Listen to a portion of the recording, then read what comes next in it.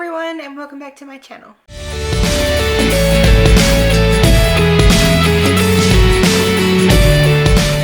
Today I am going to do my May wrap up. About time. I just haven't been motivated myself to actually get down and film this video, so I'm doing it today when it's almost the middle of June. In the month of May, I read a total of 8 books. One of those was an audiobook, one was an ebook, and the rest were physical books. I read a total of 2,315 pages, which is about equivalent to 75 pages per day. I had 5 4-star reads, 1 5-star read, and 2 3 or 3.5 star reads. And out of the 8 books, 2 of them were rereads. I started off the month participating in a historical fiction readathon where I read and finished a total of 3 books. The first book that I read for that readathon is The Best Poems of the Bronte Sisters, which is just a compilation of poetry from Anne, Charlotte, and Emily Bronte. I gave this one, I think it was 3 or 3.5, most likely a 3-star. It was my least favorite of the month. I really did not enjoy it. I liked the writing style of, I think who was the last one that we read from? I think it was Anne Bronte. Yeah, so I enjoyed the poetry and the writing style from Anne Bronte, but the other 2, you couldn't really tell them apart. They just sounded exactly the same, and they were very dark and dreary. There weren't really any poems that actually stuck out for me. They were kind of boring and droning, and I just really did not enjoy any of them, other than probably one poem from Anne, and whenever they wrote poems about the death of one of their sisters, that was probably more interesting than the rest of them. But other than that, really not memorable, and I'm kind of disappointed because I was hoping that I would enjoy this somewhat because I do love my poetry, but this was not for me. The second book that I read in this readathon was actually an audiobook, and that was Life in Ancient Rome by Lionel Casson. This audiobook was only about 4 hours long, and I managed to read and finish it super quickly. It was very interesting. I absolutely love learning about anything to do with history, especially when it involves ancient Rome, and this particular book goes on about what life would have been like for certain classes of people. So the upper class people, the lower class people, the middle class people, and what they would have done during their everyday lives, and what things they did that ended up being similar to what we do now. And there were definitely some interesting things that was said in this book. So for example, one of the things I remember reading was someone remarking that if you didn't have a will when you went for a walk during the nighttime, that you were a complete idiot, because apparently the way to get rid of your rubbish and things that you didn't want was to throw them out the window, and usually these windows were up high, so people would be throwing their food, their garbage, and broken pots and things like that. So can you imagine throwing a pot out the window,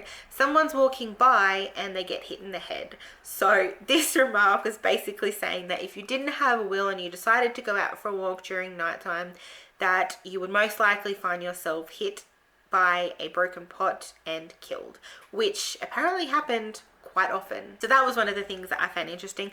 Another thing that I remember reading was they talked about shaving, and as we know, most people back in ancient Rome, they loved to take care of themselves. So they wore makeup, they dressed elegantly, they had baths a lot of the time. Like, they spent most of their time at a bath, and every day was the day that a man would go and get himself shaved. But they didn't have shaving cream, so majority of the time they would just use water, which I found really interesting because I cannot imagine doing that every single day and how many cuts you would get on your face.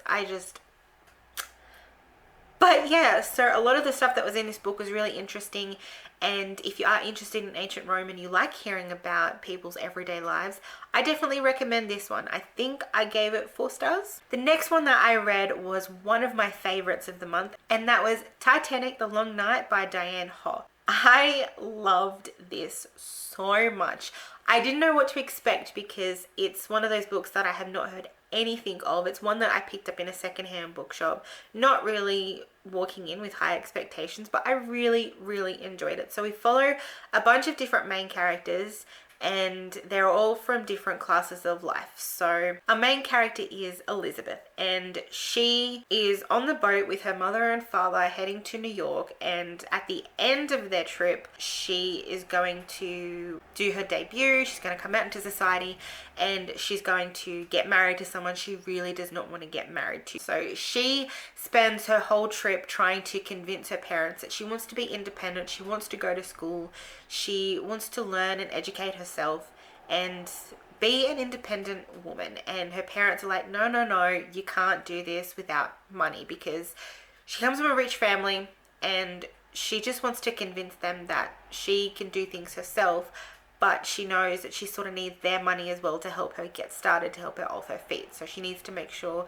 that they understand that she's coming from a place of actual determination. So we follow her and her growing romance with another person in the same class as her named Max, who is kind of the person that she wants to be like, because he travels, he goes to school, and he's defied his rich parents to do all these things that he wants to do. So she wants to be like him, and they sort of have like a little romance.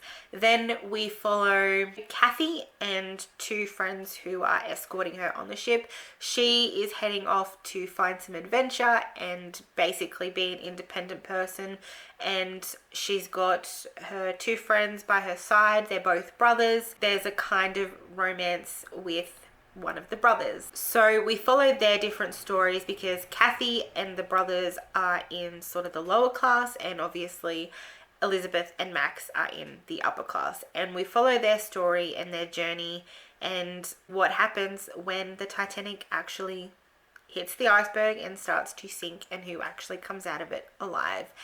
It's really well told, well written, and very emotional. I got quite anxious towards the end because it is about the Titanic and because it is such an emotional story. But I highly recommend it if you want to read something that is about the Titanic. I think I gave this 4 stars. The next one that I read was a reread, and that is Pride and Prejudice by Jane Austen.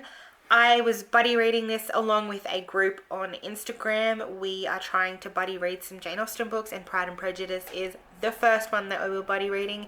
We read it through the whole month of May, and I loved it. It was my second reread, so I read it the first time probably like 5 years ago, and there was so much more that I understood after having already read quite a few other classics within that amount of time.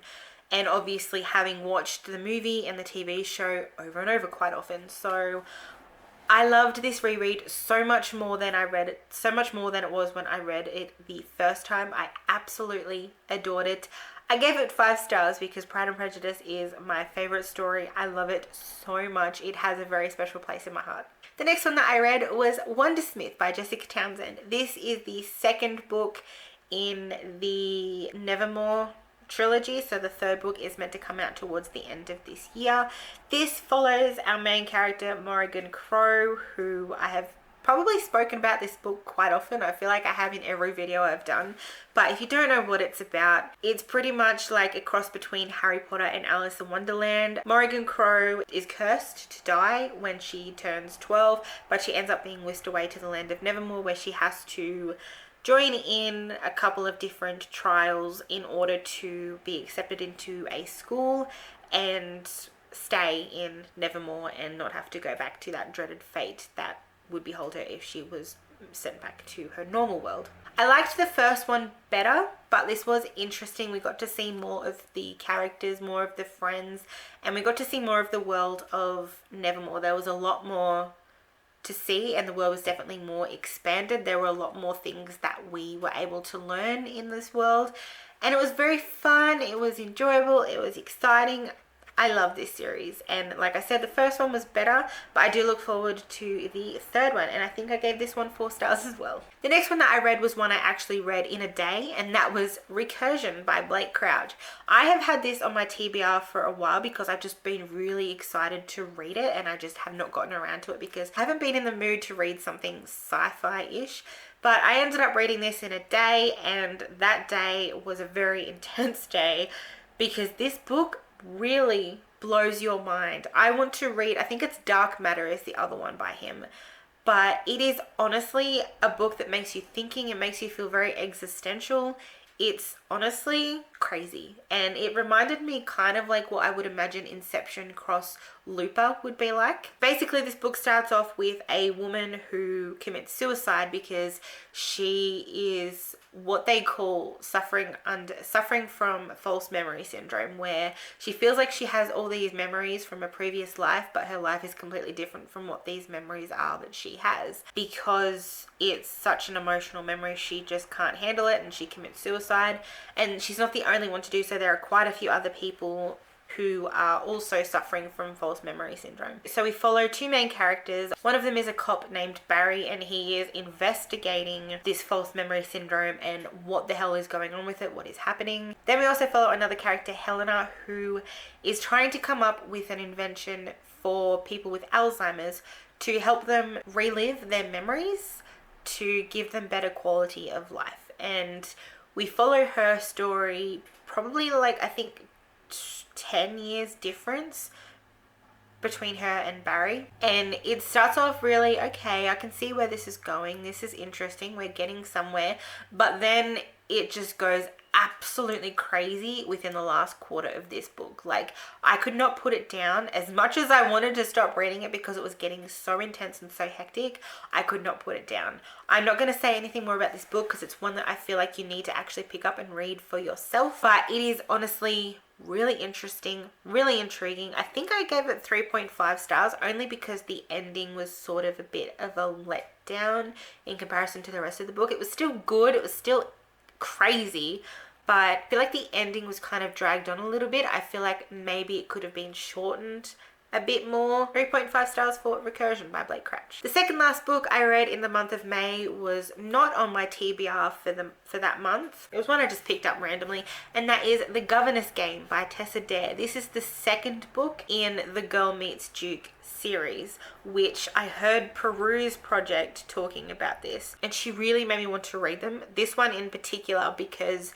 we follow a girl who ends up working as a governess in this house. She ends up obviously falling in love with the guy, but it's set in the Regency period, which I absolutely am all for because, hello, Jane Austen. I am a sucker for a good romance, a good little bit of smut, and I can tell you there was some good smut in this book. But I really enjoyed it. I had some good laughs. I sat there and read it and listened to the Pride and Prejudice soundtrack while I was reading it. So that was a good reading experience. It was a lot of fun. I really enjoyed it, and I want to read the rest of the series. For some reason, I started with the second one.